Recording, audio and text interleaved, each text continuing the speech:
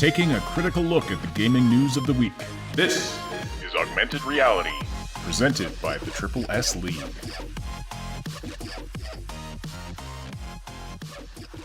Good morning, everybody. Welcome to the Augmented Reality Podcast, your source for news, leaks, and insights about games in the gaming industry for December 14th, 2019. It's the Saturday edition of the show. My name is Ash, and I'm here as always with Cybsidian. Good morning to you. How are you doing, sir?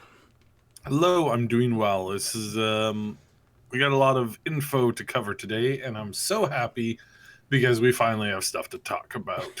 It's been a little dry leading up to the Game Awards, but of course the Game Awards happened a couple days ago. A lot of you probably caught our live coverage. By the way, for those of you who were looking for it after the fact and couldn't find it because it had been blocked in something like 200 countries because of copyright claims, that's all been cleared up. You should be able to find it on our channel now if you're interested in that. We did an hour-long pre-show, covered the entire thing with live commentary, and then I think about a half hour to 45-minute post-show. And we're going to also be recapping what happened at the Game Awards, the highlights and the lowlights, and everything in between later on in this episode of the podcast. And not too much. So not like we're going to be talking. It's going to be a brief recap.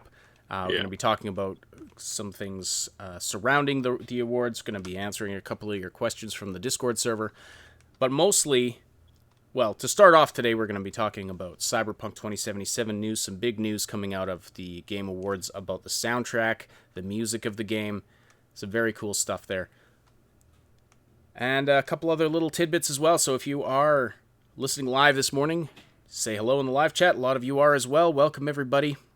It's great to see you all joining us for the live show this morning. Don't forget to slam that like button. It tells YouTube that you appreciate this content. And send us your comments and questions throughout the podcast, and we'll discuss as many of them as we can. If you are listening in after the fact on one of the audio-only platforms, we're glad you're here as well.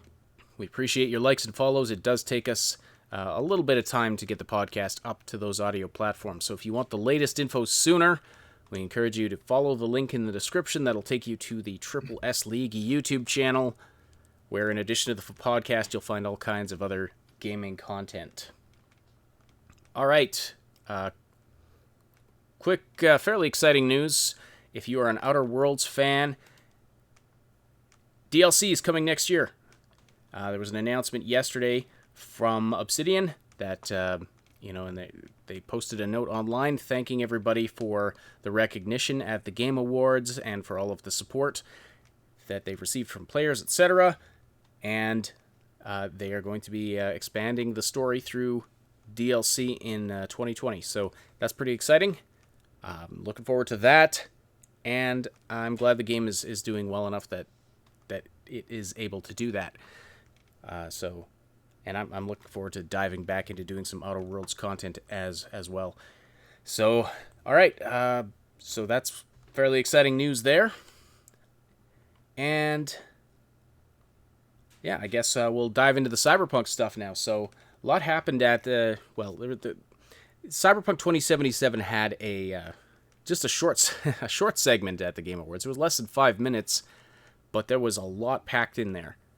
The CD Projekt released a feature on a behind-the-scenes look at the soundtrack of the game, where they revealed 11 artists that are working on the soundtrack. It's a wide, varied range of different styles of artists that are working on the game. Some somewhat well known. Some you may never have heard of. But definitely a wide gamut of different styles and, some artists that, that are very talented and that are going to be bringing in, their skills to just creating a massive soundtrack for this game. I feel like the soundtrack in this game is going to be, it's going to be huge. I mean, if you've got 11 music artists working on this, I don't know what the typical range of musicians that work on games like typical AAA games is. So maybe you can answer that question, but this seems like it's really big, and they're really promoting it heavily. Like, they dedicated their time at the Game Awards to this. So it seems like they're pretty excited about it, and we're pretty excited about it as well. I mean, I think there's been been times where a studio has gotten, a band to do a couple of songs. For sure, they get an artist to come in and do like the main soundtrack or some of the other stuff in it, but somehow, I think this is one of the first games that we've ever seen where they've gone out and gotten several A-listers and several really close to A-listers to do a whole bunch of songs. Now, all of these artists, when I say difference in listings, I'm like I'm talking like general like household name stuff. I'm not talking quality. I think all of these artists are great at what they do. I was listening to a bunch of their stuff yesterday, kind of going through, and I got to say that like pretty much all of them have at least one track that I really enjoy. And I'm pretty picky when it comes to music. I'm very, very picky when it comes to music. There's big bands that I'm like, I don't like any of their music at all. And I got to say that for the most part, really enjoy most of the stuff that these guys are making, which is good because it's like you said, it's really varied. It's not the same stuff. They're not all like grunge punk or whatever. They're all very different, and the only thing that they really have in common is that often they have a kind of what you might call like I think one of them described it as in like a dirty and that's a musical term, some kind of like dirty heavy track. So it's like, okay, I'm hoping that's all going to be what we're going to see. So we're going to be, I mean, right now you can throw an album together with just probably one of the songs that they're doing. And what we heard from some of these artists is that their music in general, meaning and I think in a couple of cases they've used the plural. Yeah, it looks like we're getting more than just that. So more than one song each, which means like, I mean, hell, we're talking like a big album for this game for just the general soundtrack. We might have like 30, 40 songs by this is all said and done. And the only time I can think of anything that has even come this close would be like the Fallout series with all the music that they put into the game. But it's all very similar stuff. Like it's all like retro / futurism type like oldie songs. Right. So well, and a lot of them were just established like songs that were recorded in that era, and they just threw them in. They did have some originals as well, which I didn't realize until I didn't realize until I was many hours into Fallout 4 that you could unlock new songs for your Pip-Boy by listening to the one concert, the lady singing in Good Neighbor. You could listen to her songs, and then they'd be unlocked in your Pip-Boy radio. Because I all of a sudden this song came out of nowhere that I had never heard before. I was like, what the hell's going on? Anyway, that's neither here nor there. So how does this compare to like Grand Theft Auto, say? There's a lot of radio stations in the Grand Theft Auto games, and they produce there's a variety of things you can listen to their sort of funny talk radio shows, but there's a lot of music there as well.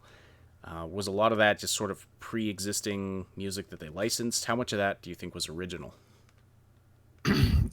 Made for the game? I don't really think any of it has been, because I'm not positive on that. The only one I think, and I don't know if I mentioned it yesterday. I don't know if it made it into the video, but the APB is another game where they did get a large number of musical talent to make songs or to submit them for being in the game, and they used a lot of like very unknown artists at the time. So APB did it pretty well. Of course, the first iteration of that game failed, and then it got rebooted and remade into APB Reloaded, which also ended up getting shut down, which then got bought out and re-uploaded by another company. So, I mean, it's kind of a mess with that one. But in general, I think this is the first time that we're seeing so many well-known artists, um, hitting this all at once. So yeah, this is really really different and unique. So And one of the interesting things about this is that the artists are not just recording songs for the game, but they're actually participating as characters in the game. For example, the band Refused is appearing, like, they're not producing songs as themselves, they are producing songs as the band Samurai, Johnny Silverhand's band. And we also know that Grimes, who did the live song performance on stage at the Game Awards, she is also acting / voicing the character of Lizzie Wizzy. I don't know if that includes motion capture, but we definitely know that she is voicing that character and presumably doing songs as that character. So there you go. That's pretty interesting. Now the show that they did, the live music show that they did at the Game Awards, that she did at the Game Awards, of course, ignited a ton of speculation. Who is she supposed to be? It is. There was a huge net running theme to the video that they did.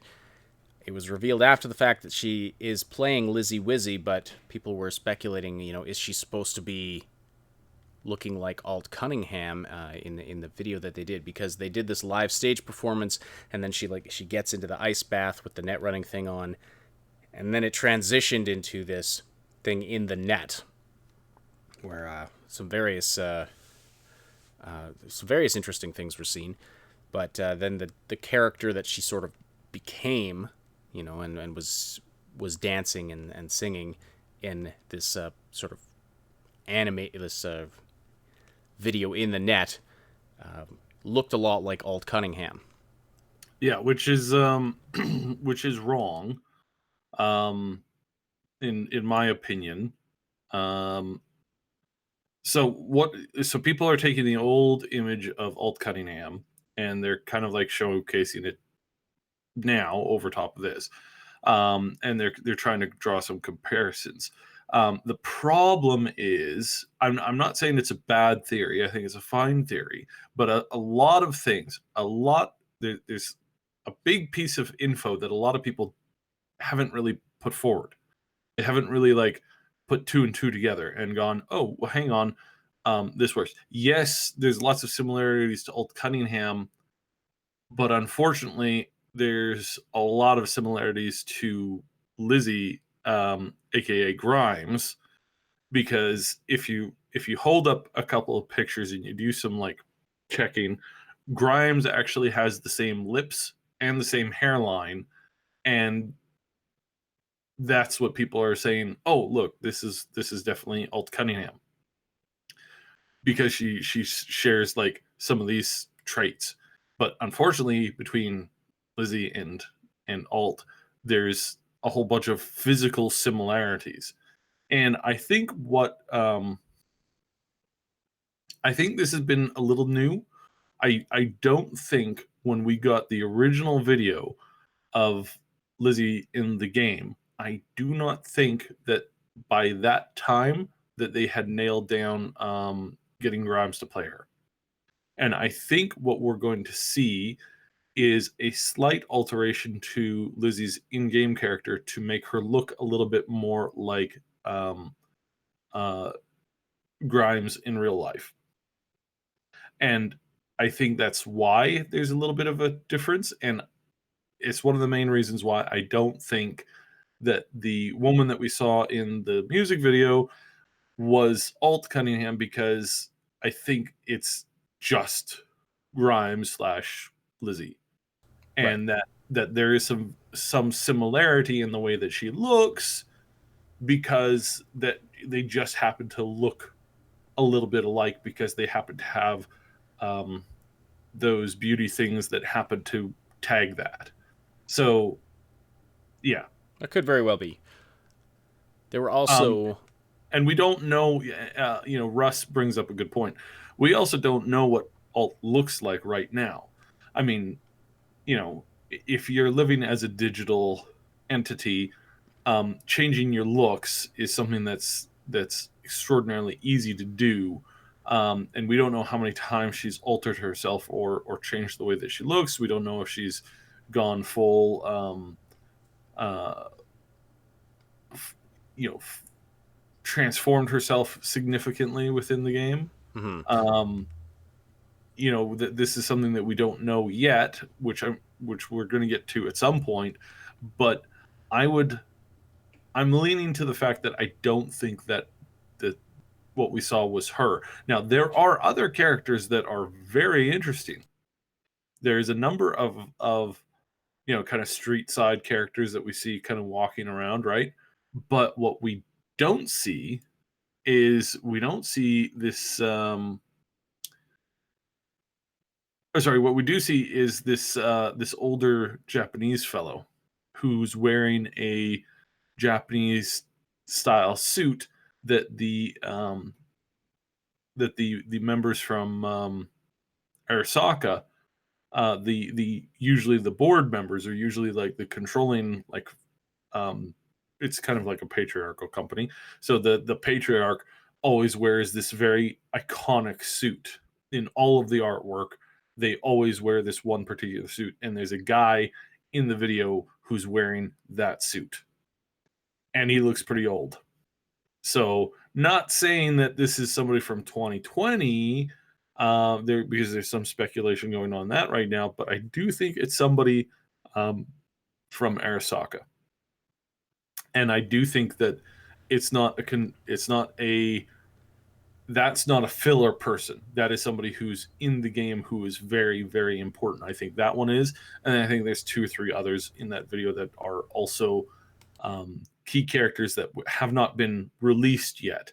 So very, very, very Yes, interesting. absolutely. Some interesting faces appearing in that part of the video. I don't have the image handy, unfortunately.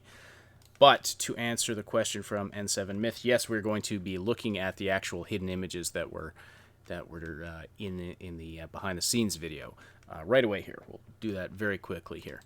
Yeah, Last Known Meal did an interesting video on the faces and the imagery Hmm. in the actual music video from from the performance part of the night. I recommend checking that out because yeah, like the one sort of seemingly random face that appears does look a lot like Saburo Arasaka. Could be a descendant of his as well. Just Hmm. also touching on the changing of your appearance. I mean, we see that in when Grimes gets into the ice bath and then is like transformed into the virtual world. It looks different. Like her hair is longer, and just looks very looks a little Yeah, different. which is why some people are like, oh no, that's definitely like Alt Cunningham. It's like, well, why would Grimes be, or why would Lizzie be singing a song about another person that she doesn't know very well? Um, because again, I don't know how well known Alt Cunningham is outside of the very small hacker community that has actually had some experience with the net and knows things that happened pre-net and things that happened like pre-2020. It's like it's 2077. A lot of that information is going to be very, very, very, very specific. Let me ask you this though: have you ever seen Alt Cunningham and Lizzie Wizzy in the same place at the same time? No. Conspiracy. Okay. I like this comment here from Danny Boy. Said this lets you know that every little detail in this game that they are making has its own persona, and the music seems to be at the forefront of that experience to showcase a world like no other. That's a great way of putting it. I think that the when you're creating a world, you kind of have to really flesh it out. You kind of have to create sort of the pop culture within that world to make it feel real. And so the fact that they're putting so much effort into that, I mean, it's mind blowing. This is an insane project, an insanely huge project they're working on. If you really step back and think about it, it's kind of mind blowing what they're trying to create here. And I mean, I think it's going to be quite phenomenal. I think it's going to set the bar pretty high for AAA gaming. But yes, absolutely, it's just going to make the world feel that much more real.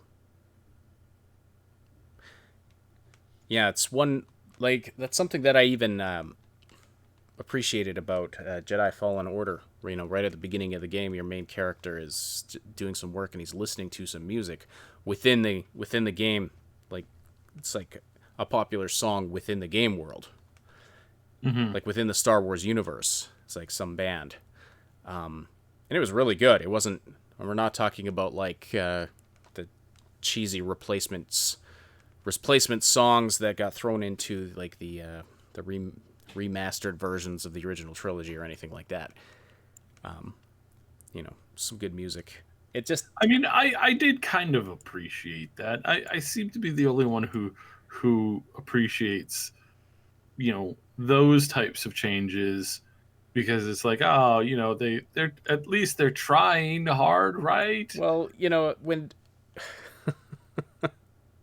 Some I know some people they just don't. when the song you're just don't. replacing with when the music you're replacing it with is just bad, then it's not a good change.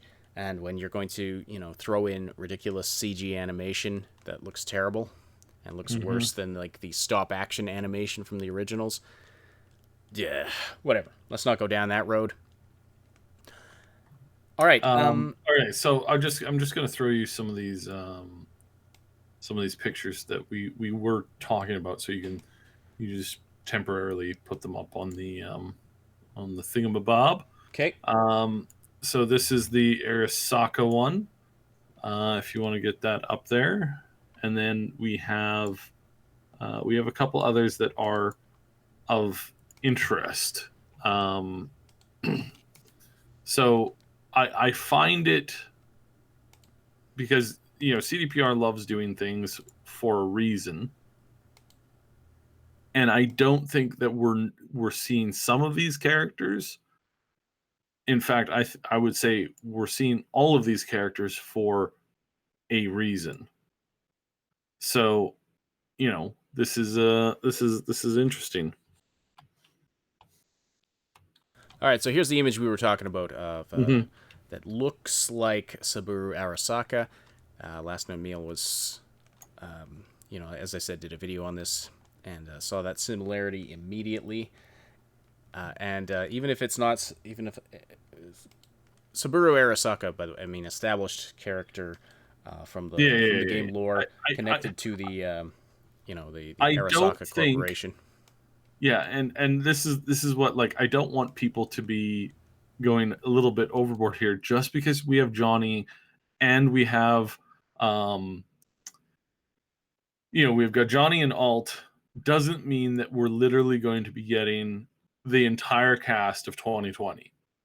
Now, some theory out there is that we're gonna go back in time via brain dance to see all of these people, and that's a little bit more plausible if we're seeing all those people there.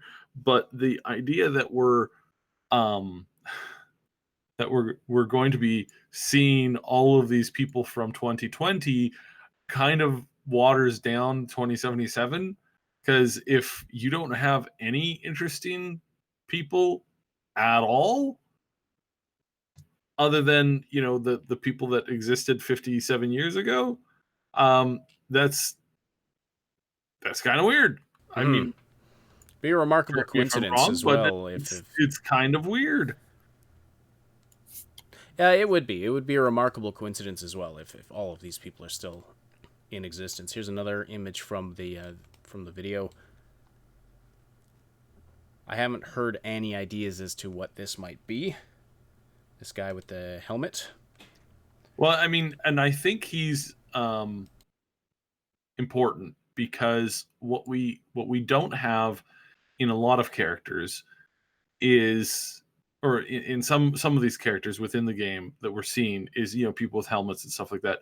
We don't really see too much of their face, but for some of them, like this fella here, and like the one that I'm going to be uploading here in a second, they clearly have some of their face being shown more than you would think is necessary. And this makes me think that they're an actually important character, because chances are, if you can see their face, that, I mean, that they're going to have some kind of a, they're going to be some kind of an important NPC, because faces are distinctive, and you don't go to the trouble of showing and zooming up on a face if the face is not important, if you're not trying to convey something through the face at the very least. And we've seen that with all of the videos that they put out. Anybody that has a very unique face is either somebody of note within that enemy faction, within that group, or somebody who's kind of important to the story. For the most part, we've really been seeing that in a number of places here. So some of these characters, I think, there's more going on than, there's more than meets the eye, if I can use that old Transformers term. I think that's kind of cyberpunk-ish, right? Da-da-da-da-da. All right, what's this third one here? Kind of looks like an alien of some kind. No, that's just a girl with a face mask. No, I know. This is a very cyberpunky girl with a mask on. I'm again, her clothing and her general look is what really speaks volumes to me. Where I'm like, yes, this is somebody. I mean, it might just be an enforcer, might be just a high level enforcer, but this also might be a character that we get to know a little bit. It's interesting. And this fourth one then that you sent in, what do you? This one appears at the last second, very, very, just like very, very close. You don't really get much more than that. And again, it's the fact that it's so unique in that we haven't seen him quite like, we haven't seen anybody quite like him. There we go. That's proper English. Yeah, there's something to this fellow as well, and how much like again, it could just be them, showing like people become less people and more machine, and there's this separation that keeps happening. And we do kind of see that in the progress of these pictures. So in number one, we have old guy wearing a suit. Next one, we have heavily armored dude wearing lots of armor, but still, fairly human underneath. Then we got woman with, fairly interesting looking features, but definitely more robotic. And then the last one, you've definitely become the machine. So maybe that is the thing that's happening here. Maybe it's a progression showing that, at first you're, a human, flesh, blood, then you equip yourself with technology, then you integrate that technology, and then you become that technology. Because this last one, I mean, it's kind of icky to point this out, but there's not much left of him. Like, from like, especially his eyes, right? Eyes are a window to the soul. Well, he's got no eyes. He's got no jaw. He's got no nose. And I mean, even his ears are starting to, go. Well, he definitely doesn't have any hair. He's got metal bits protruding from his everything.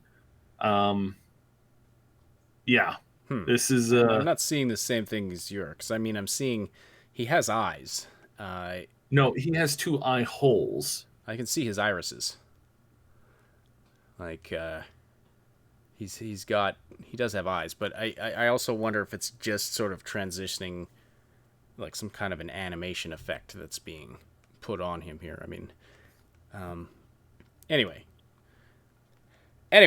all of it is kind of speculation at this point, but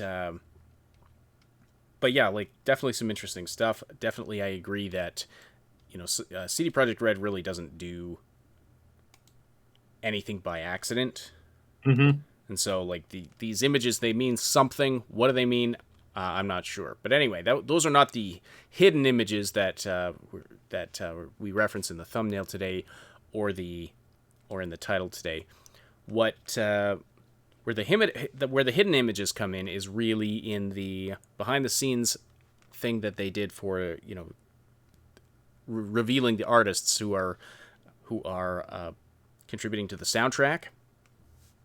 And what they did there was they had, during transitions, there were images that were flickering on the screen for like 2 to 3 frames, and you know, just a whole bunch of cyberpunkish imagery. Now, I'm actually just going to transition over to that right now.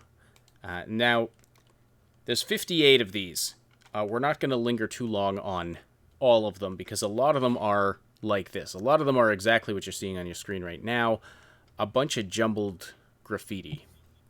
Now, there are several codes buried in pieces of information in some of the stuff, but again, a lot of this stuff is just graffiti. And don't try to read too much into chaos, because you're not going to find anything other than chaos. Mm-hmm. But one interesting thing about all of this is it is highly sexualized. I actually had, you know, just for the sake of YouTube, had to, you know, blur out some nudity on the left side there. There is tons of sexual references and you didn't block out the one where the guy's got the target retinal on the that one's obscure enough. I figured that robot, that very, very well hung robot there, with the targeting the robot's junk. Interpret that as you will. But you know, there's been some discussion about, you know, how adult is this going to be? You know, are they going to have to tone it down for places like Australia, or for more restrictive releases like PlayStation or whatever? Definitely, I mean, good luck at this point. Like, if anything, they're showing they're really going realistically adult. You know what I mean? Mm-hmm.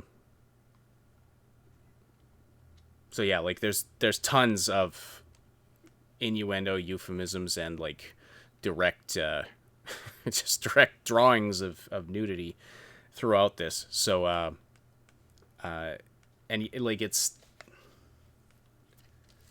I don't know how to explain it. It's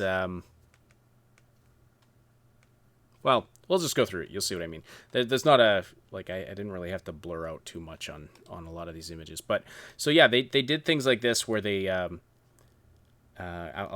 clicking to the next one here, during like a transition when they're just coming into interviewing these two guys who are I can't remember what their music group is called. These are two of the musicians. That's Jewel and Chasing Jewels or something. Yeah, that's Jewel. Wait, I've got the list here. Run the Jewels. Yeah. Yeah. So, okay. This one is harder to see, but you see some graffiti there that says I think it says the Vandals. And then down at the bottom, there's just some writing that says, Shirley stole my boyfriend. And then there's another sort of punkish symbol up at the top. This one's difficult to see. But then it, like a few frames later, it just transitions over to this next image. It's a drawing of, I can't even quite tell what that is on the top there. Some guy with weirdly bended legs, and then anyway, down at the bottom, Penguins of Evil. And then another symbol in the bottom right there, sort of a V in a circle. So some of these things, I don't know, may have significance in Cyberpunk lore that I'm not familiar with. But this next one, image 4 here, is one of the more interesting ones.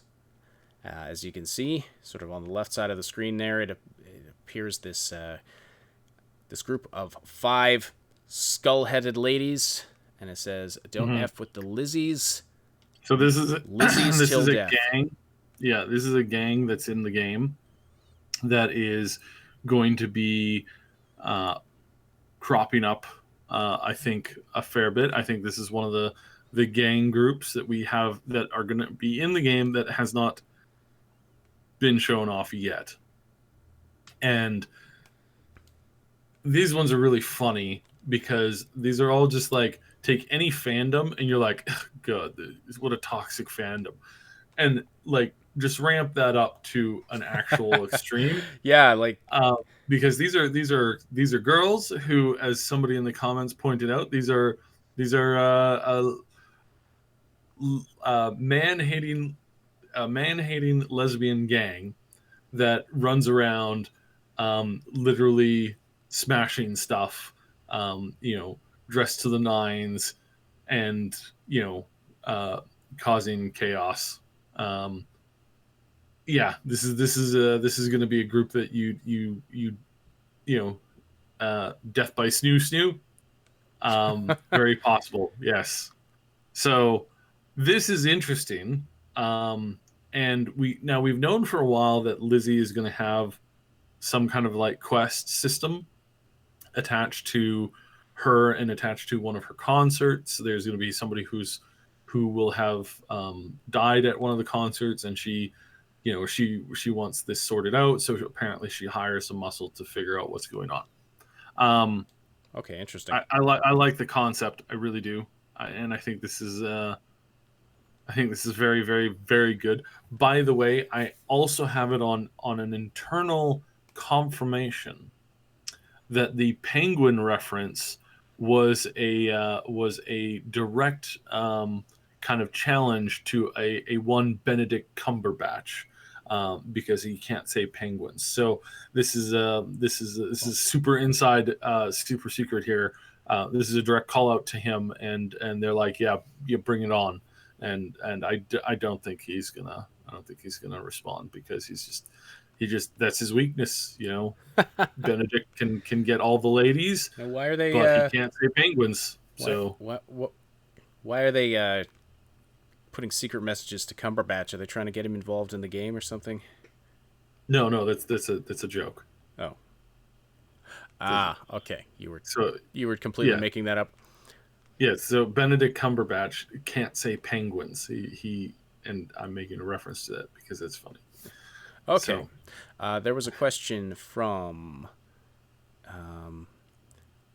Matija. Can I get a link to these images so I can inspect them on my own? Yes, absolutely. I will tell you what. On the Discord, as soon as the podcast is done, I will put up a link to the to download a zip file with all of these pictures in them. So if anybody's interested in that, I will post it there in the Cyberpunk room as soon as we're done the podcast. Mm-hmm. Okay, moving on to the next image here. So again, another bit of graffiti, something about the Lizzies. Yep, more about the Lizzies. Although it kind of looks like Lizzies are dangerous. Yeah, the Lizzies. F and let F. Frick and let frick. As what's that PewDiePie's thing now? He says frick instead of actually swearing. Mm-hmm. So then this one. And by the way, that's hard to do. That's hard to like train out of yourself. Yeah. So image 6 here we have. I won't even begin to guess what that is in the top left corner there. It just says dope.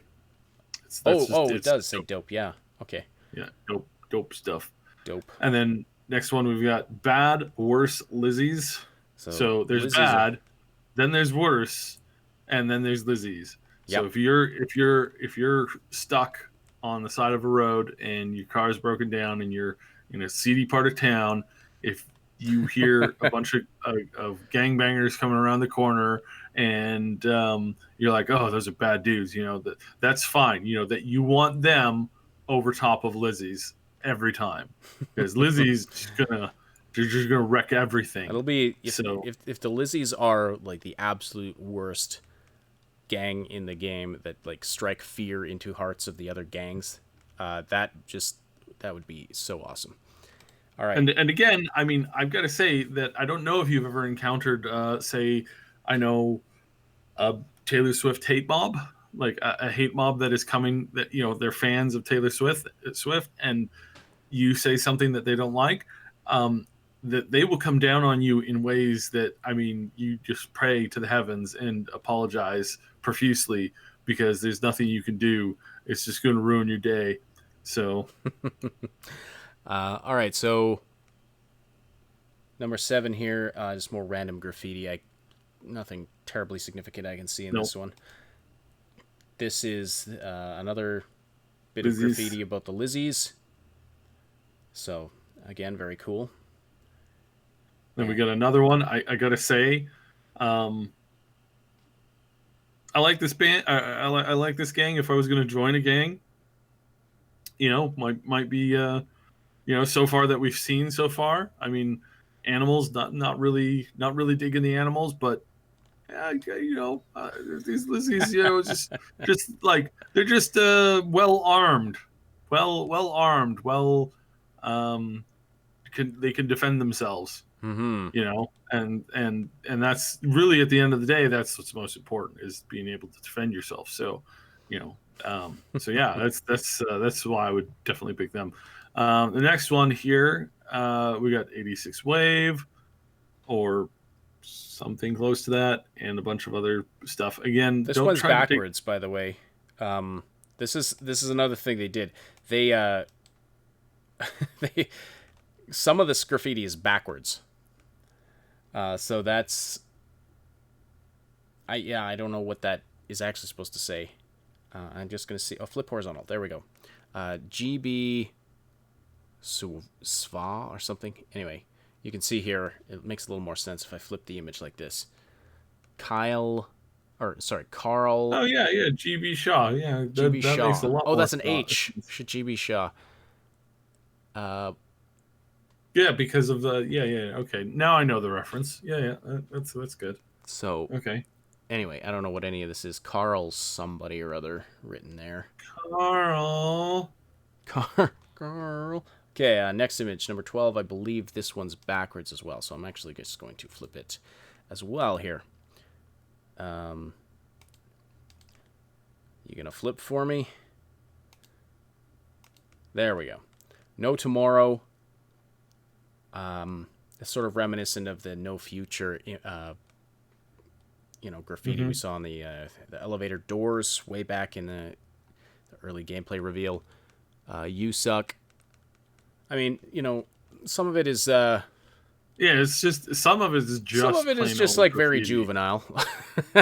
You suck. And I mean, some of these are really funny. Like this next one is it's just not me. Not me. Not me. Which this one and one of these other ones in here. Next one's Lizzie's again. Now this one's. Let me see if I can. Here, I'm going to rotate this because it's upside down. But this one is sort of it's a play on words. So, you don't say. I wasn't going to point this one out, but yeah, it's Lizzie, and then Lizzie again, but the L has been switched around to be a J. So yeah, there you go. Which that is definitely family friendly and advertiser safe. Well, I'm just, I don't know. I if the algorithm can read that, I mean, then we're just all done for anyway. Yeah. All right, so more random graffiti here in number 15. This life, I'm out. F this life, I'm out of here. Mm-hmm. That kind of sad, but and then we've got this next one is. I'm pretty sure that this is something in Spanish, but I can't quite make it out. There's a fair bit of Spanish in the game, so I think this is. Oh, this is okay. Wait, so NCPD, that's Night City Police Department, and then I don't know what this other word is. It's a mere word for cops in that game. Oh, okay. It's like calling them bacon things. Okay. Yeah. This one is. This is one of my favorites I did not write because this. this is really funny. And this is something that you know, if I were to be a graffiti artist, this would be one of my favorites I to didn't do it. tag. I would tag this. I did not write this. You can also follow that up with you can't read this, because it's a statement that is paradoxical to the actual point of actually reading this stuff, right? And so that's really funny, and I find that kind of stuff like that's my that's my level of graffiti. Ali Mafuz says someone hacked the guy and made him write that. Hmm. Yeah. Okay. Next one. I'm just gonna let this one speak for itself. Number 18 here. It's good stuff. And this is an example of what I was talking about earlier. More Lizzie's, Incredibly adult. This one, again, more backwards graffiti. I'm not gonna bother flipping this one because you can barely read it anyway. Mm-hmm. But okay, on to number 20 here. Just more random graffiti. More of the same. More of the same. Next one. And another one more of the same. Yeah. So. Like we can get into more of this stuff, but there's not really, Yeah, I mean, you folks, you guys are welcome to dig through this and see if you can find anything interesting if you want. So just a whole bunch of these that are just.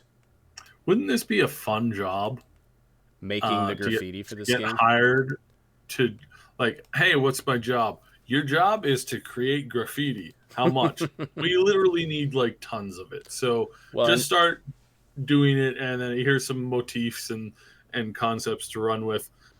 Just go nuts. It's like Bagheera points out, I am not me. Another. Yeah. Right. And this is kind of really. Not only are these statements paradoxical, I think they really point to sort of the existential crisis you might have living in a cyberpunk world. Yeah, starting to replace your parts with cybernetic parts, and starting to, what am I? Who am I? Where do I cease to exist? When, as I'm progressively replacing parts of myself with cybernetics. And I mean, we have a little bit of this like kind of showing up now in the tech age that we are currently in. We do have this sense where some people are a little on the lost side as far as like who am I? What is my purpose? Why am I here? What's going on? And they're asking these really difficult questions, and they're not getting too many answers because society keeps on throwing people for a loop. If you spend any amount of time in like VR chat, or if you go to any like middle school and just listen to the conversations the kids are having, you discover very quickly that there's some stuff going on, and it's hard to wrap your head around it sometimes. And kids are a little bit lost right now, and they're coming up with their own stuff. Yeah, some of the jokes that teens come up with these days, I mean, I don't want to say that they're the smartest and most intellectual humor that I've ever seen, but it's some funny stuff. But it's all coming from this really bizarre place where they've got literally access to all information. They've got access to these crazy theories and stuff like that. At the same time as you're surrounded by, everything. I don't want to get too existential on this. Next one. Yeah. Okay. Though, Bagheera points out it's also about all the implanted stuff in you that can be hacked, and therefore you could be made to do stuff you wouldn't do on your own. Must leave some interesting mental issues. Yes, exactly, and that's why this is really a dystopia. Yeah. All right. The next one, yes, and some more Lizzie's graffiti. So I'm on looking at number 26 now, by the way. Yeah. 27 is ASAP Rocky. ASAP Rocky, more random graffiti here, just over top of his face. Actually, this is the same one from the one of the first ones that we covered. Oh, okay. It's just reversed and then slapped on it with different couple different colors and stuff. Okay, number 30 here. This one is really interesting because it looks like there's something written, like some long thing that's been written out and then just scribbled out word by word. Yeah. So this would probably be the most interesting one if you're interested in decoding something. I would start with this image here. I think, judging by from what I can see, that it's not flopped or swapped or mirrored or anything, because I do see a couple of B's and I see a couple. I think I see an H or two. So it does look as if this is the correct way to read it. But this would be, out of all of them, I would look at this one and say this one probably has the most potential for actually having a message. So yeah. So anyone wants to take a crack at deciphering this one, I mean, go for it and let us let us know if you find anything. Like I said, we'll put a link to this as soon as the podcast is done. We'll put a link to this on the Discord server. Notional says, looks like it was written by a doctor. Yeah, true that. All right, this is true. Doctors have very fun writing sometimes. the next couple here are just. Yeah. Sorry, the next one's just a random scribble, which I mean is not that interesting, but in the interest of being thorough, I grabbed it. More. Yeah. Okay, there's that Lizzie one again. And don't spend too much time on 35 and 36 because those have been getting claimed by a particular entity. So They have? yeah, they have, because they're from the actual music video. And they're actually like easily trackable stuff. So just be really quick. And just all right, yeah. So more random scribbles here. And then number 39, more random graffiti. More random graffiti. Another, I did not write this. Yeah, some of these are the same, but they've just utilized more than once. Yeah, no, this one. Okay, 45 here. Is kind of a drawing. The way it's positioned here is kind of unfortunate. It looks like kind of looks like V has got some bad flatulence, but it's like a drawing of a dude like splayed out on the road, and his head is like by like a car or something moving very, very quickly. Yeah. So that's pretty smart. Notional. They call him Skidmark. Explosive diarrhea. Spanish. Yeah, there you go. Yeah, more Spanish on 46.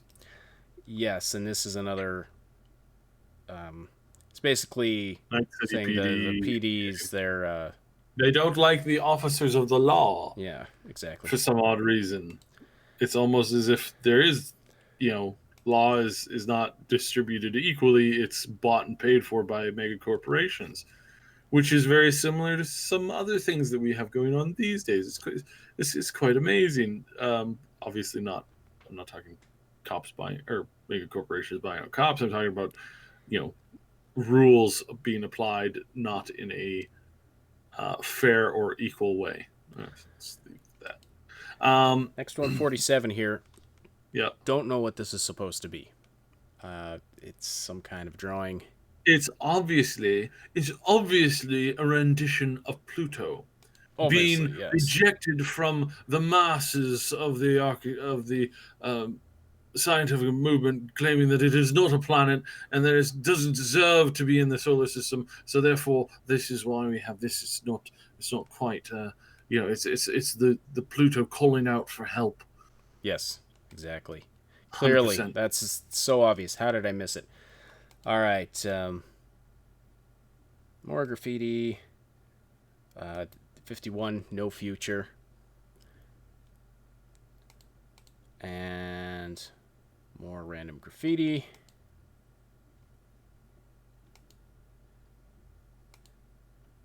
Here we go. No regrets. Image 55. That's sort of a different theme than what we've seen. No, I do really like if you go back to 51. I really do have to say this is really funny. what him ripping around in this little go-kart? Yeah, inside this tiny little like thing. Yeah, I don't know what he's Like, doing. This is one of the musicians for the yeah, this is for the soundtrack. I have no idea what he's doing. But I can't remember his name. Bad. I Rat, can't. I think it's Rat Boy. Something. Yeah, Rat Boy. Yeah, this is a Rat Boy. I think he's because this is one of his main like pictures up on his Twitter too, and I think it's hilarious. I think the guy is really really funny. It's cool. It's cool. And this is what I mean is like the artists that they've chosen for this. I think they fit really well. I think they're good. But yeah, I do like the no regrets over the sound guy on 55 too. Mm-hmm. And then the next one is die die die. Who doesn't say that in their job every once in a while? At least once every once in a while. Yeah. Some people really enjoy their work. Other people, they go a little crazy. Yeah. So the last two here are just kind of more random graffiti. This last one's been flipped. So anyway, so those are the images hidden there. But I think Marcin as the last picture here it works quite well. The director of the music, he's been doing a great job, and this is frankly amazing. We have not seen this aside from, like I said, APB and Fallout. Kind of, you have a little bit of this, but this is a whole new level. This is dozens. This is almost a dozen artists on this first announcement, and we are going to have more announcements. There are still some stuff. We're hearing some rumors, and we're not going to confirm any rumors or pour too much gasoline on any of this stuff. But I think this is not the last of the artist list that we've heard of. I think there's going to be a lot more, and I think again that this is a good thing because what they're trying to do is they're trying to create this like live radio that you can listen to for a while, and if you've got 2 to 3 hours worth of music on this, intermixed with you going in talking to NPCs and that kind of stuff, I think you're not going to be bored of the soundtrack. So all right, I think the most interesting thing that's come out of these hidden images is this Lizzie's gang.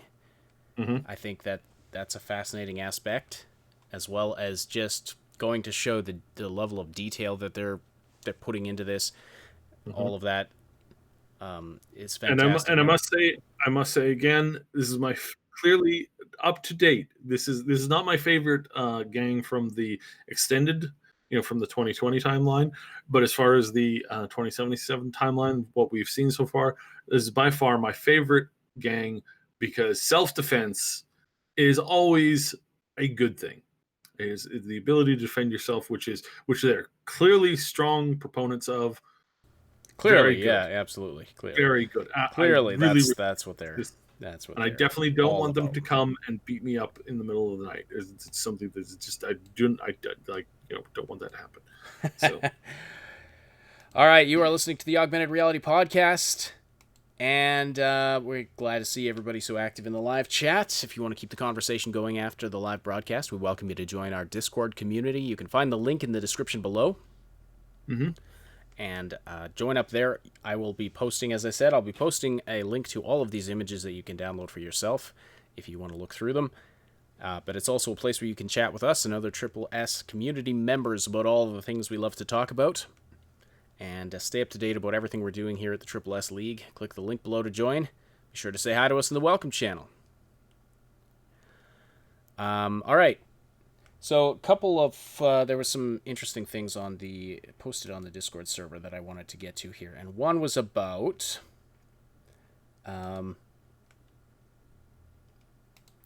just have to find it here. So I'm gonna answer this question very quickly because I think this is a really funny question, and it's I like the out of the box thinking here. So Glenovia asks, so here's a question. Lizzie is posted on the wiki as being the silver-haired Mohawk girl. This is true. I don't think that we saw this on Grimes because I don't think she wants to shave her head. Just going out on a limb here, but I do think that that persona, that character that we see in the game, that's Lizzie. I think that we're going to see some mocap performance by Grimes. This is why I believe her body has been tweaked a little bit in some of the more recent pictures, and I think that that is primarily because they wanted to kind of bring the Lizzie character a little bit more in line with the proportions that that Grimes is, so that she could motion cap this character. And again, this is a studio who they like doing this. They will get somebody in, and they'll do a day or two of mocapping, and that whole thing with the whole Lady Gaga thing. This is something else. If you're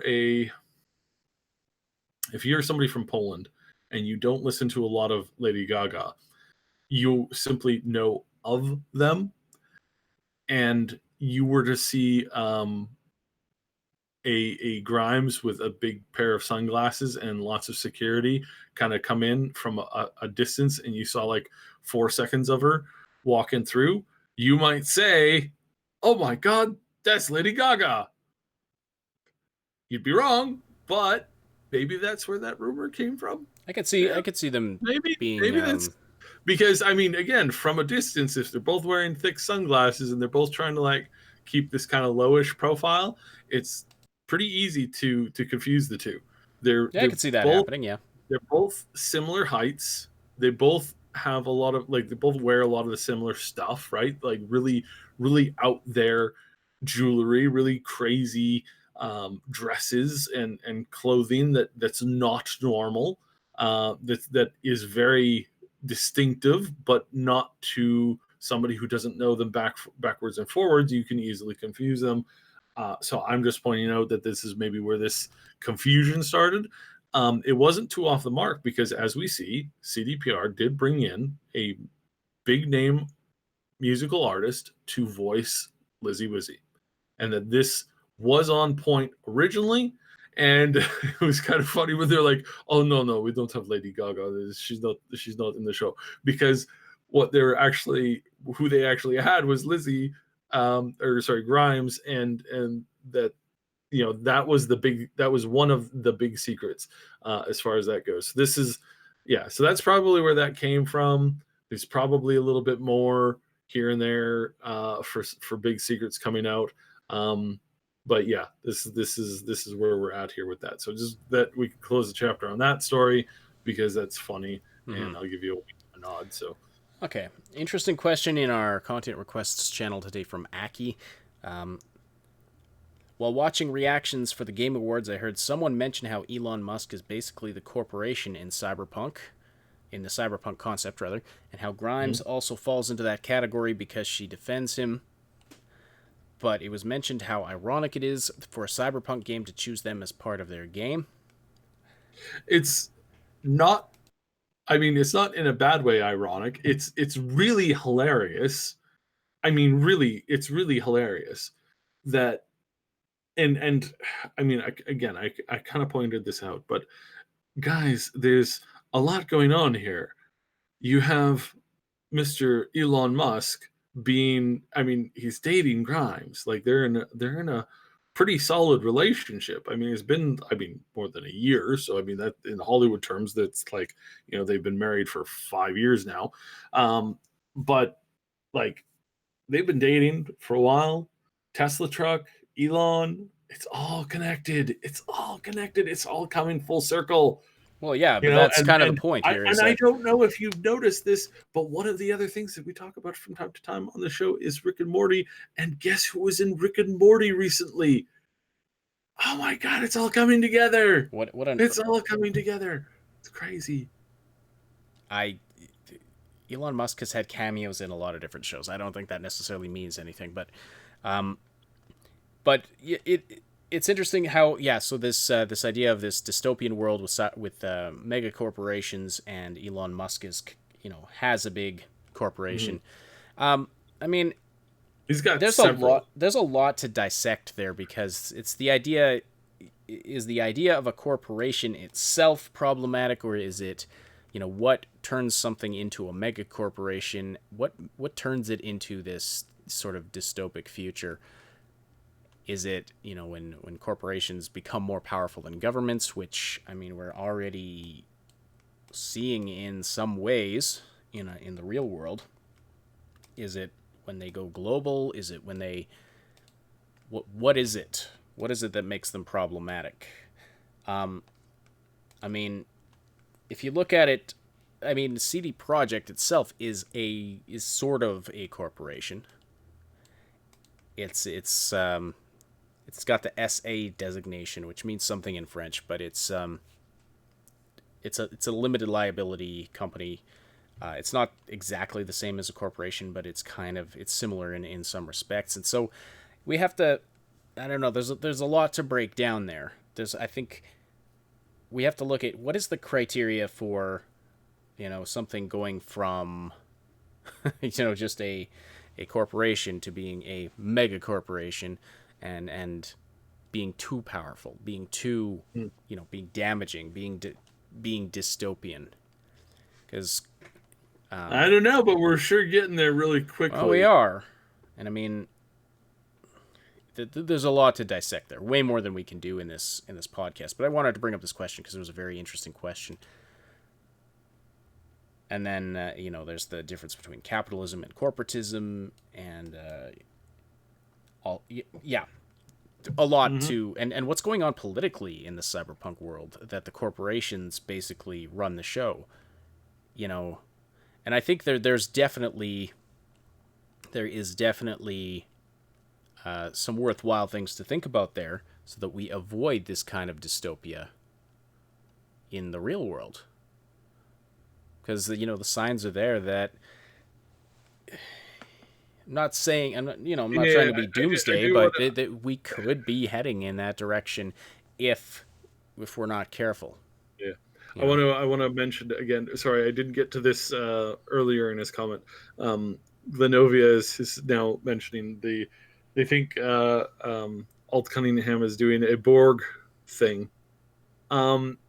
We've never seen evidence of this before. The closest thing to what you're talking about, Glenovia, is the rabbits from the wabbits. Wabbits? Yeah, I think somewhere in there. It's what Elmer Fudd is hunting. They've gone crazy on the net, and basically they're a copy of like Rage Bartmos's like insanity and desire to destroy the net. Other than that, we've never seen this type of technological like Borg type thing in the cyberpunk universe. So I don't get your hopes too much on that, but it is interesting. It's a very interesting way of thinking about it. So yeah, it's not a bad idea. It's just we've never seen it before in this particular place, and I think that what she is very different than what the rest of that is. And also, we're going to see a little bit of this in CD Projekt Red. Sorry, not CD Projekt. Cyberpunk Red, the new tabletop slash D&D, or sorry, slash it's a tabletop RPG. It's a successor to the original Cyberpunk. It's the game master. That's the word I was looking for. It's the game master run. So kind of like a D&D thing, where it's done in kind of a similar way with roles and whatever, by Mike Ponspith's company, Artel Saurian. And Artel Saurian has put out their second one, just their Jumpstarter kit right now. We don't have very much of the story and the details. I suspect that we're going to be dealing with a little bit of some of the same content, some of the same storylines, some of the same premises, especially when it comes to the AI and the AI network, and what Alt has been doing over in Hong Kong and in the story world, because in Hong Kong, in the Cyberpunk 2077 and Red lore, the place basically got like there's no biologicals left in that city, and they had to like erect up this like huge wall to like contain the technology that went haywire, and the viruses that eat the anything that has DNA.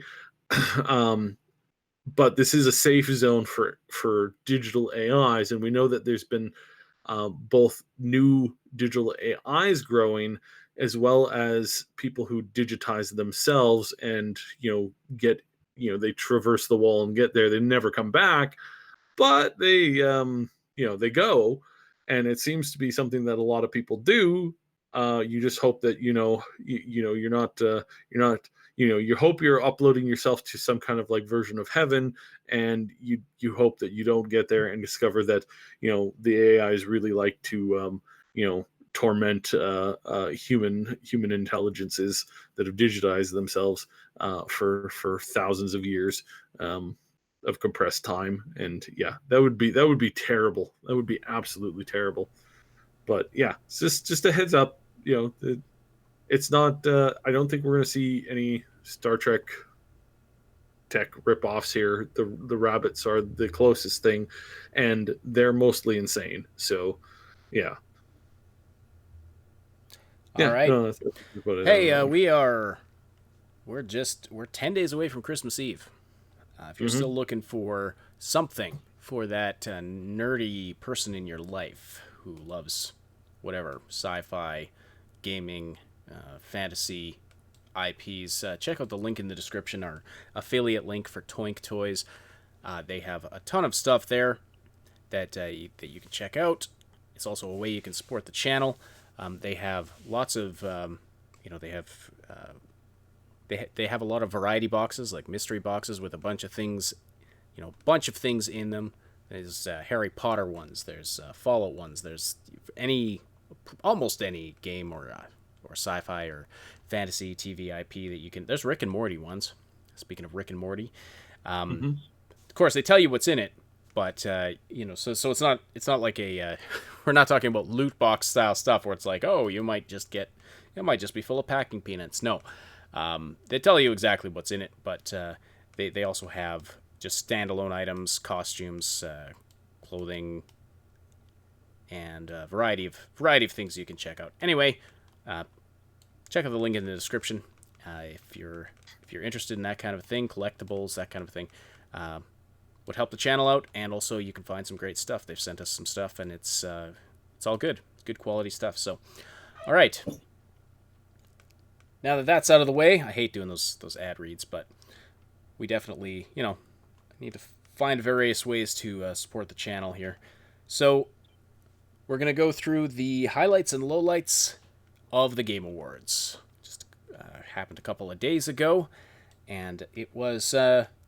I think the overall response to the show was that it was fairly lackluster. Not all that spectacular. Pretty meh. It had some highlights. I do want to answer a question here from James Fullerton, who said, any info on why 2 of the 4 Disco Elysium Awards were not announced or delivered on stage? Well, there were a lot of the awards that were not actually announced on stage. And they just get listed off at some point. So it wasn't just sort of it wasn't just Disco Elysium that happened to.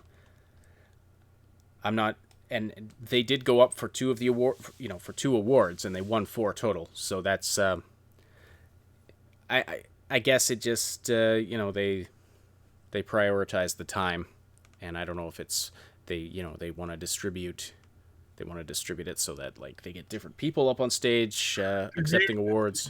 See the somebody took a video and they put it up on Twitter of like the little warning sign that they have. They've got this big TV that flashes like, please wrap it up, please wrap it up, please wrap it up. And if it keeps on going and they keep talking, it turns red with big yellow writing. And it's like, wrap it up, wrap it up, wrap it up. Yeah. It No, was- that's funny. And you know what? The guys who accepted the award for Fortnite really needed to pay better attention to that.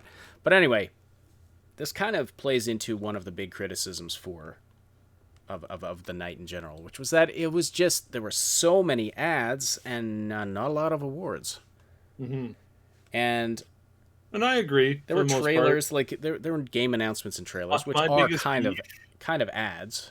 yeah, my biggest beef was that not enough gameplay in the trailers, which is the thing that made E3 garbage. Is that the When they fact that got it's away just from the gameplay. yeah, when they got away from the gameplay and they're just like, look at this cool trailer for this game that we just started working on, which, if you're counting, means that there's going to be at least 5 years before you get to play it.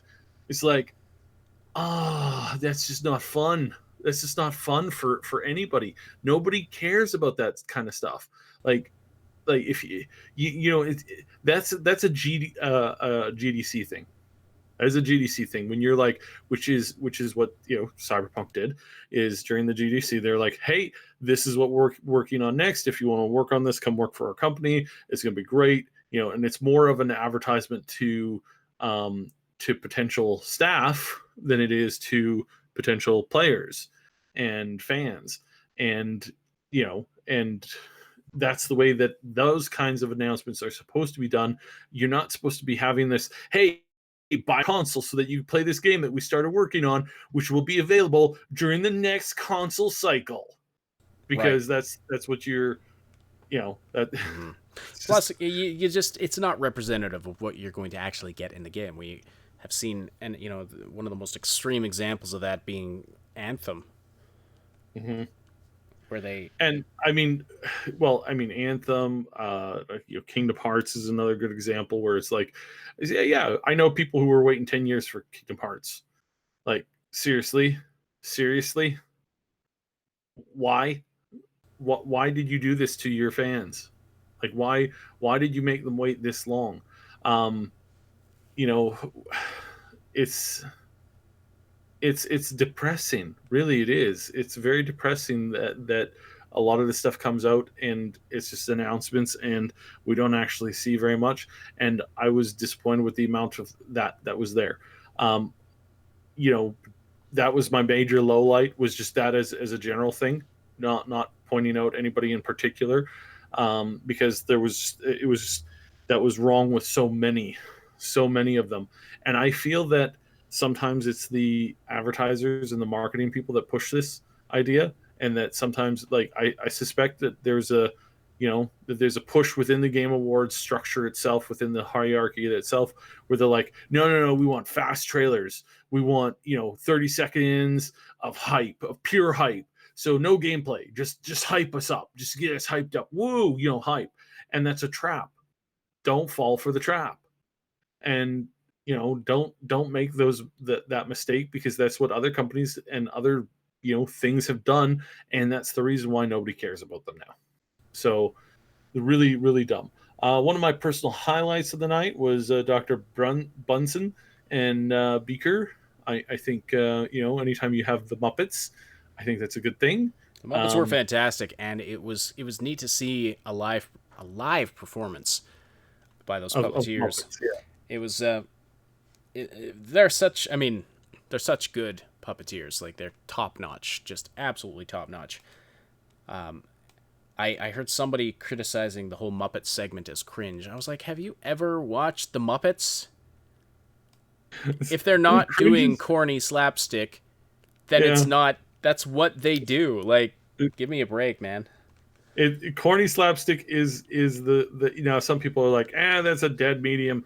It's like, I don't think that's ever truly dead. I think it's not as popular sometimes as it could be, but I think overall, I think it's a good thing. And I really seriously do. As Bagheera points out here, it was less cringy than the rest of the show. Absolutely, absolutely. Yeah. But no, I mean, it was the Muppets doing their normal shtick, like that. It was there was nothing wrong with it at all. Yeah, that was one of my highlights of the night as well. Other highlights from the evening: Sekiro winning Game of the Year. I thought that was cool. I was predicting it was going to be Death Stranding, and I don't feel like Death Stranding deserved Game of the Year. I think they deserved some of the awards they got, but Game of the Year, I don't think, because of the, it's just not a game that's going to appeal to a large chunk of the player base. I felt like there were, I mean, I guess the same could be said about Sekiro. So I feel like Sekiro was more deserving, and Control was probably more deserving than Death Stranding. Yeah, I think. Well, I mean, I think Control. I really wish that it come out to Steam. I really wish that more people had gotten their hands on it. They will in time, because I think this is a slow burn, and that it's going to do really well over time, and that's a good thing. And congratulations. But seriously, don't buy it on Epic. Yeah. Disco Elysium won Best Narrative, Fresh Indie Game, Best RPG, and Best Indie Game. So that was good to see. I've As heard for the question, nothing but good stuff about Disco Elysium. As for the question as to why they didn't, why they weren't handed an award, while they, why weren't they handed an award like in the other times when they won? They don't always do that. Sometimes they just announce this game has won this one. Yay! Congratulations! Yay! Mm-hmm. They really compress it. They've really compressed the awards part. Meanwhile, and then we're sitting there watching ad after ad, and the trailers, like, I like seeing game announcements and game trailers, but again, if they're not showing gameplay, then it is just an ad. It might as well be a movie trailer, except it's not a movie that you're advertising for. So it just leaves you with like no idea of what the game's about. So anyway, as far as game announcements, the Senua's Saga, the sequel to Senua's Sacrifice, that's pretty exciting. Weird West from Wolfeye, the new studio from the brains behind Dishonored and Prey. Weird West, not exactly what I was expecting from them, but definitely looks interesting. Other interesting game announcements: Humankind, definitely looks fascinating. Ghost of Tsushima, we got to see more about that. Mm-hmm. And then the Cyberpunk music segment, of course, was a highlight of the night. Yeah. And, of course, also that sleeping guy. Yeah, that one audience member who was fast. The one guy who fell asleep in the front, like, couple of rows. Wow, that's gotta suck. That's gotta suck. You are now memeified. I am sure that he works for somebody who is now not very happy with him. Yeah, or he's just going to be made fun of. Who knows? Maybe nothing will come of it. But seriously, hilarious. Yeah. Oh, Niv Ozzy says, "Don't forget Manhunter." Yeah, that was interesting. Yeah, of course. Ikumi Nakamura was there. She's always fun. So, onto the lowlights. The Green Day performance. I don't know what the point was. They just played, a couple of their songs, and we found out that these songs, their songs are going to be in Beat Saber, which is cool. But it was kind of, as for how they hyped up that Green Day was going to be there, and also what did the guy say at the beginning of the performance? Something like, "This is gaming. It's supposed to be free love," or something like that. Yeah. Said a guy who has clearly never played a video game before. Oh, I'm sure he's played video games before. I bet he does enjoy Candy Crush on occasion. I think it's more than that. The ads, we've talked about the ads. There were so many ads, and not enough gameplay. Yeah. Let's see. The Xbox. Okay, so the new Xbox was announced, and I'm sure it's going to be awesome, but they called it the Xbox Series X. Why? Who? Okay, who Did thought you this was a see good idea? Did you see the Wendy's today or yesterday? I think it was yesterday. They came up with the Wendy's Burger Series X. 12 patties of meat in a square shape. Yeah, that's fantastic. Sorry, Yeah. it's just clipped there. So yeah, it's a brick. It's a brick standing on end. I think it's fine. I don't know what everybody's problem with this is. Because It looks fine to me. it's a box. It's a brick standing on end. It's just boring, and it's again not practical at all if you're set up to have your console sitting in front of your TV. But I mean, whatever. I mean, I'm sure it's going to perform well and be really good technically and whatnot. But I was like, it's like they went with the blandest look and the blandest name possible. Plus, kind of a confusing. They have a very bizarre naming scheme over there at Xbox. I don't know. I guess, I mean, there was probably marketing research. And they probably figured it. I don't know. I don't get it. I don't get it. All right. So, all right. The Star Wars Fortnite crossover thing. I was just rolling my eyes at that whole thing. I'm like, give me a break. Like I said during our live stream, match made in heaven, Epic and the Disney Corporation. Yep. Yeah. Then there was that Harley Quinn thing. What the hell was that? I still don't know. That I'm going to assume that it's a Harley Quinn thing in that she's crazy and she does crazy things that don't make sense. that was So I guess in that sense, it's a perfect Harley Quinn thing because it doesn't make sense, and that's what Harley Quinn's all about. there's some kind of promo for the Birds of Prey movie, but I don't know. It was just major cringe. Then there was the new Stadia ad. It's a Christmas version of that drug fever dream ad they did, and it's like, why would you double down on this? Why would you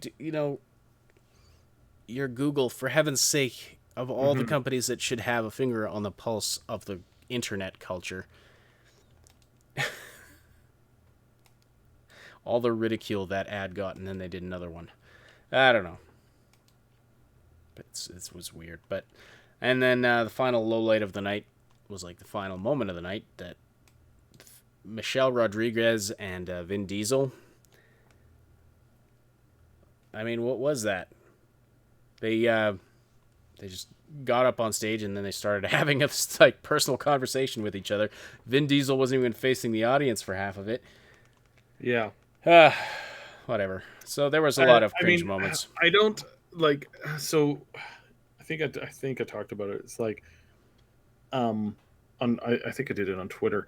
When it comes to racing games, there is no game, there's no engine out there right now that has amazing character NPC models, like human models, with amazing detail and a stellar, on point, highly calibrated racing car system.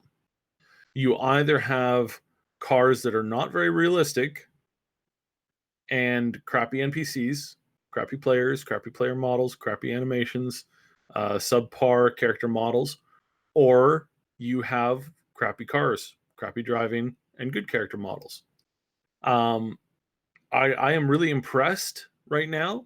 I am very impressed with CDPR and what they've managed to pull off as far as what we've seen with the car racing, or the car thing, and the fact that they do have a racing game mode. That's very interesting. But this is a first, and I can't emphasize this enough. You don't have good car racing engines that also have a stellar character performance engine. And just from the aspect of like game development, it's really, really hard to try and get those two things to line up. You have to pick one or the other. And first and foremost, this, Fast and Furious game is a car racing game. And so they went with that thing. Um, does it look wonky? 100%. Could they maybe have improved it? Probably, yes. Did they have the budget for it? I don't know. I kind of don't think so. So, I wouldn't I wouldn't hit on them too much for that. It's a technical limitation that most of the time we look at these car racing companies and we just say, dude, what are you doing? Like, why are you doing this? Yeah, so it's not perfect by any stretch of the imagination, but it might be bad and it might be like cringeworthy, um, which obviously it is right now. But it doesn't mean that they're malicious. It's just they're in a box and they couldn't find a way to get themselves out of the box. And so you don't play it, or you play it or whatever, but Was it a Series X box? okay. All right, I think that about does it. Let's see. Any final thoughts on that? No, just overall, obviously the best moment of the night was the Cyberpunk music. While the rest of these companies are playing catch up, CDPR is setting new goals and new directions and doing things that have only been done once or twice before and not nearly to the scale that they're doing it now. And I think this is nothing but a good thing. And we are going to see some really cool stuff. There is more Cyberpunk info to come out. There's more stuff that they're working on, clearly, because the game's coming out soon. So keep it wrapped here. We're going to be covering this stuff as it comes out. I suspect that we might get a Christmas present from CDPR. Mm-hmm. I think that there's some stuff. I think the chances of getting new gameplay is a little high. This again, no inside information. I have no inside information on when new gameplay is hitting the market. I am just saying that logically, it would make sense to get something before January. We're definitely going to get a ton of stuff in January and February, obviously, because again, the game is coming out in April. They've confirmed this again because they put up the release date as a highlight during the Game Awards. So I suspect that they're on point and that they're pushing to this and that they're trying to clean up any existing problems. I don't think they're adding anything. I think the character creation and a bunch of other things that were up in the air being worked on, being edited from one viewing to the next. I think a lot of that stuff has been now cemented in, and it's just being polished, and that's the way it goes. So we're going to be, I suspect that we will get something pre-Christmas, because Poles actually really like Christmas and they're really into the gift giving thing. So I would say that because it's so part of their culture. Again, I have no inside information when it comes to new gameplay. I have tons of other inside information, but not when it comes to gameplay. I don't know when we're getting it. This is purely speculation. I can't emphasize that enough. I think we're going to get something before Christmas, but that is up in the air, and obviously take that with a grain of salt. So okay, yeah. Ali Mahfouz says, what about the PlayStation 5 game Godfall? Yeah, the game didn't look, again, it was one of those where it's like, we have no idea what that is, but it was announced. I know a lot about that game. Unfortunately, I can't say a dang word about it because of what the Gearbox has done in the past and who they are as a company and who their leaders are as a company. It looks very interesting. I can tell you that it's got some very interesting things about it. It's got some very interesting styles. And my official suggestion is don't play anything from Gearbox because they're a bunch of dicks. And but the one interesting thing about it was announced for the PlayStation 5. Mm-hmm. So I don't know why that's interesting. Because it's an official announcement for the PlayStation 5. was like, Yeah, well, well, I mean, we know the PlayStation 5 is we know coming. it's coming out, but it's like you can't say that it's not somewhat significant that was, there. Didn't they give a release date for it as well? Yeah, I it's thought I had read that. there's So already anyway, a date for the PlayStation 5. This isn't anyway, new. Sekiro, we did talk about how it won Game of the Year. Was happy with that. Definitely not disappointed. Russ Hunt says, I did not see the Fast and Furious clip. I just went and watched the trailer. Is that a PS3 exclusive? Yes. Oh, Russ, you're so good. I gotta say, Hellblade 2, on the reverse spectrum to that, Russ. Hellblade 2 looks amazing, looks phenomenal. If that's what we're gonna be seeing in these new engines, that's some pretty cool stuff. So Absolutely. yeah. And with that, we'll wrap up the show for today. So thank you so much, everybody, for tuning in. Thank you for the great conversation in the chat. Thank you for supporting this show by listening live or after the fact. Don't forget to slam that like button if you haven't already before you leave. We'd really appreciate that. Subscribe and hit that notification bell for tons more content. And we a special thanks to our Patreon supporters and channel members who help make this content possible. Our Big Damn Heroes on Patreon, Old Man Manson and our 2 anonymous supporters there, and our channel members here on YouTube, Jason Cropper, Mr. Padzernick, Jer Schultz, Game Notes, Paul Young, Night City Punk, and Terror K. Thank you all so very much. If you're listening after the fact on SoundCloud, iTunes, Spotify, or any of the other platforms that this podcast goes to, we appreciate your interactions there as well.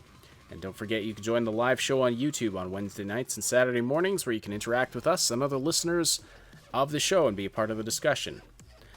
See the Discord server for exact times and schedule.